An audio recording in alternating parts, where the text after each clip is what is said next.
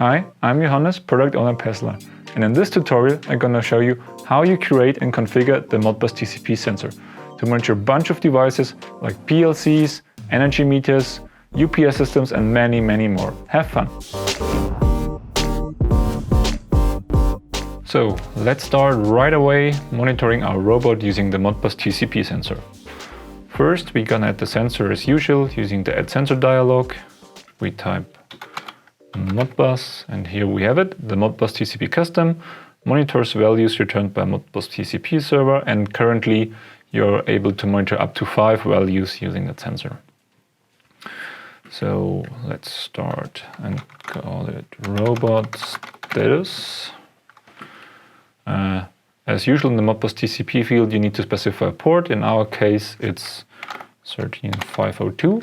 You need to specify a unit ID. Usually it can stay 1, but if you're using Modbus RTU devices behind the Modbus TCP gateway, you should consider changing the unit ID to the proper device you want to connect behind the gateway. Also, if you need to change the byte order, PRTG supports big endian, little endian and byte swap both ways. So if you have a proper device, check the manual and then select the byte order you need for your device.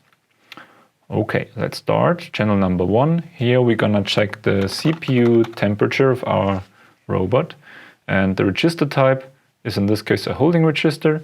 We support all 4 types: coil, discrete input, input register and holding register. If you select coil and discrete input, we will convert it automatically to a Boolean variable basically. So our case CPU temperature is the register number 10. And in our case, it's a 16-bit integer, so we read only 1 register. If you have a bigger number, then of course select the 32-bit integer or whatever you need. And in our case, PRTG automatically reads as much registers as needed to cover the bytes. So for example, in a 16-bit integer, we read 1 register. If you select a 32-bit integer number, we will read 2 registers and so forth, just as a reminder. The unit in our case is degrees Celsius, as we're monitoring the temperature of the CPU. Second channel is the CPU load of our robot, and in this case it's also a holding register, and it's the next register to the CPU, which is then register number 11.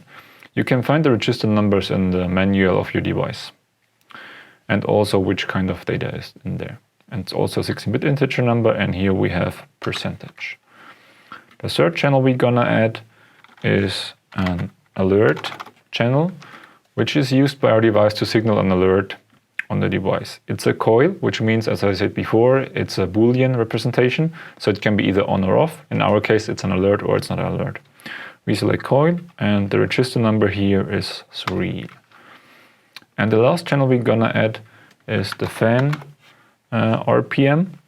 So our robot has 1 fan, and we want to monitor the RPM of it. It's an input register, and it's the number 5.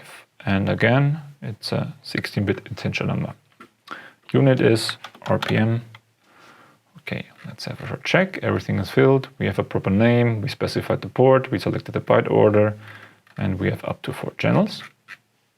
So let's add the sensor. Short refresh. And as you can see now, we have all the metrics in the sensor we wanted. So we have the CPU temperature, which is currently 24 degrees Celsius. We have the CPU load with 1%. We have the alert channel, and as I said, now we have it on off. So there's no alert currently on the device. And we have the fan speed with 10,000 RPMs. So we can, as usual, define a threshold if needed. So in the temperature field, we can say if it's above 50, we want to get a warning. If it's above 70 degrees, we want to get an alert, CPU is getting too hot, and as you can see, we have already the representation visible.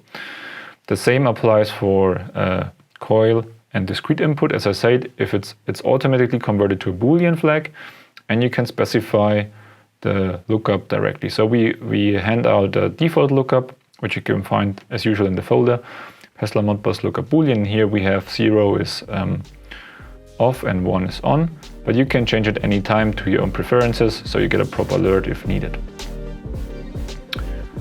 And that's basically it, and everything you need to know to set up the Modbus TCP sensor. I hope you really found this tutorial helpful, and if so, please give us a like or consider subscribing to our YouTube channel. Also, leave us a comment for feedback or any other topics. And if there are any questions, always ask us at support@pestler.com. Thanks for watching.